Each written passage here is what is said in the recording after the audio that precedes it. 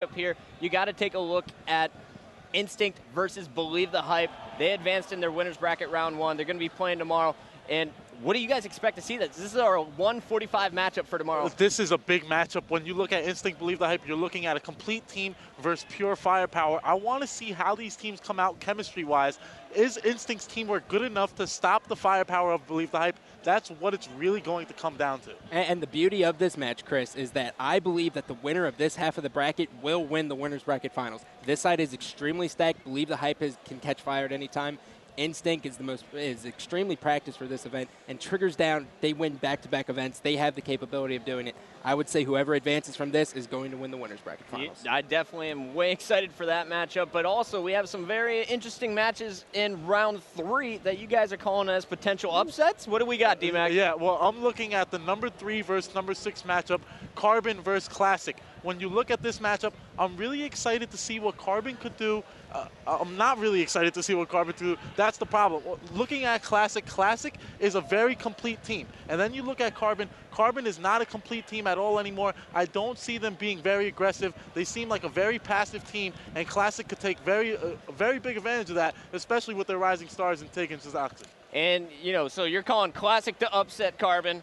I think we talked about it on the pregame or on the bracket show that, you know, not really that big of a deal. We kind of expect I don't Classic see it to as win an that upset one. anymore. I really don't look at it as an upset anymore.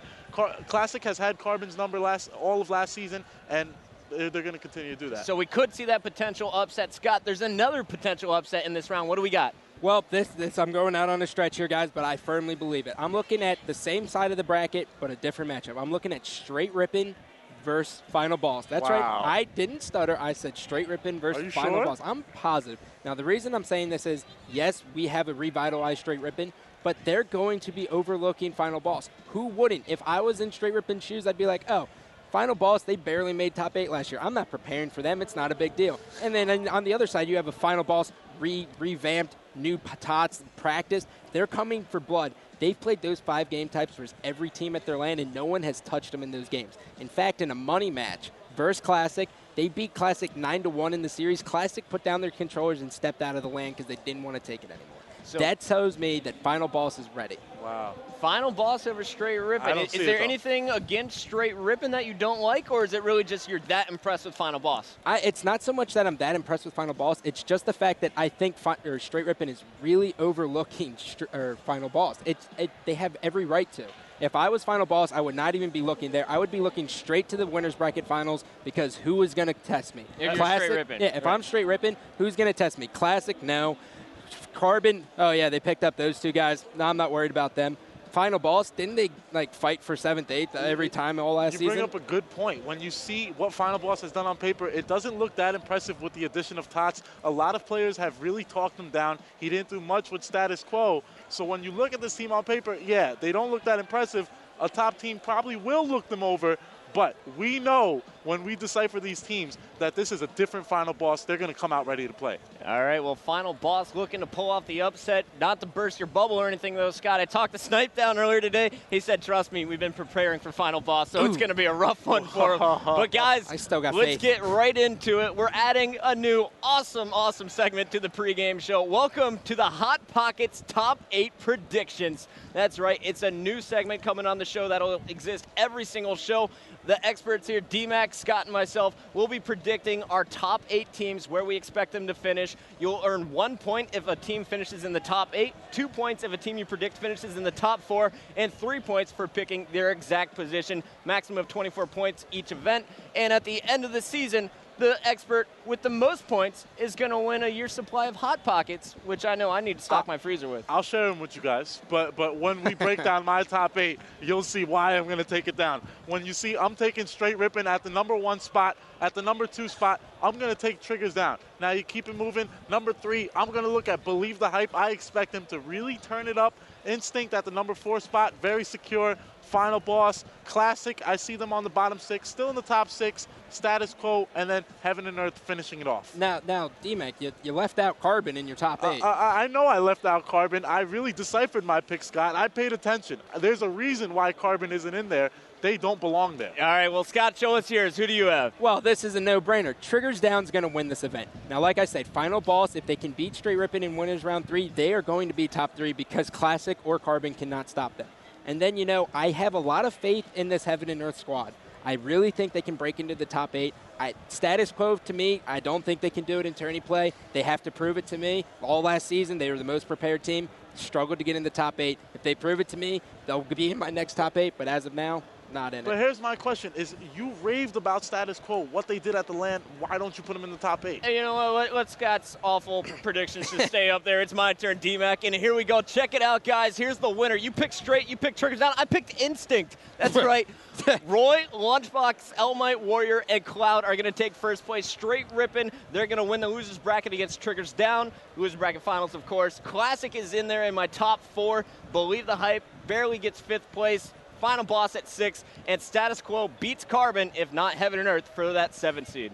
I could definitely see Instinct taking this tournament. I don't think it's going to be this tournament. I think they'll do it later in the year, but Instinct is a very strong squad. All right, so those are our top 8 predictions, but guys, now it's changed focus from preparation to let's get prepared right now for the Friday night kickoff. Let's talk about our 2 matches tonight, starting off with match number 1.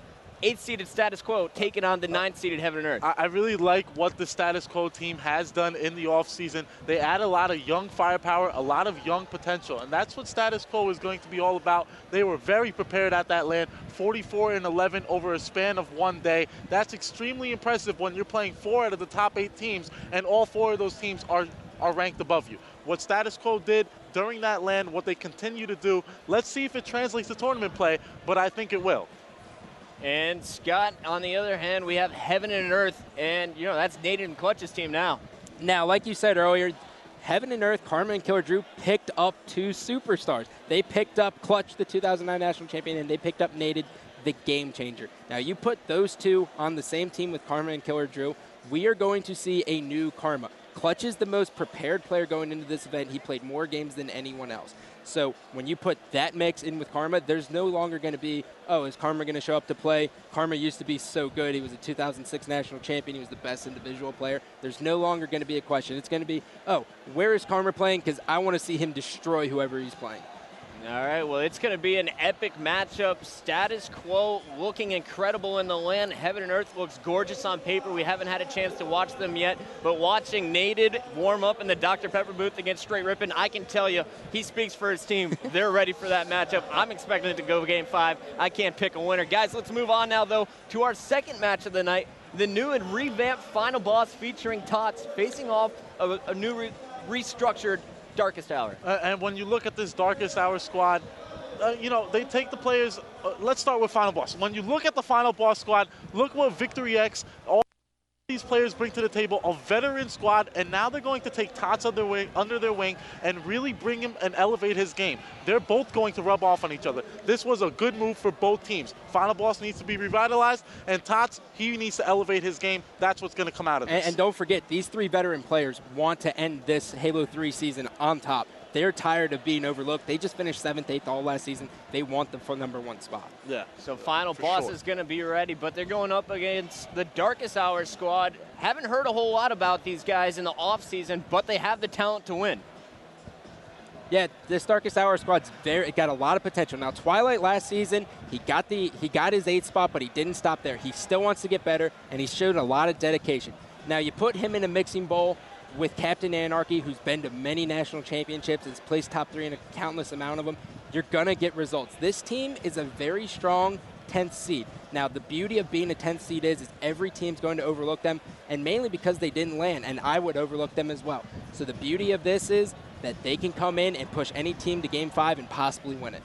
That's right. So the Friday night kickoff, that's getting started at 9 o'clock with Status Quo facing off against Heaven and Earth. And then at the end of the night, we have Final Boss taking on Darkest Hour. It's going to be an amazing, amazing Friday night kickoff. Guys, D-Mac, you got last thoughts? I really want to say I think this is the best round 1 matchup that we have ever seen. Status Quo versus Heaven and Earth. That's really exciting. Both teams seem to be at the top of their game. The league is so deep now. That's what's really going to excite me this weekend. I'm excited to see the teams from 6 through 10, not really 1 through 5. All right, well, that is going to do it. We're going to a quick commercial break, but when we come back, I'll be sitting down with the newest member of Final Boss. Tots joins the pregame show. Welcome back to the Hot Pockets pregame show. I'm Puckett, and this guy right here, you might know him by the name of Tots. Tots, welcome to the show, bud. What's going on? I'm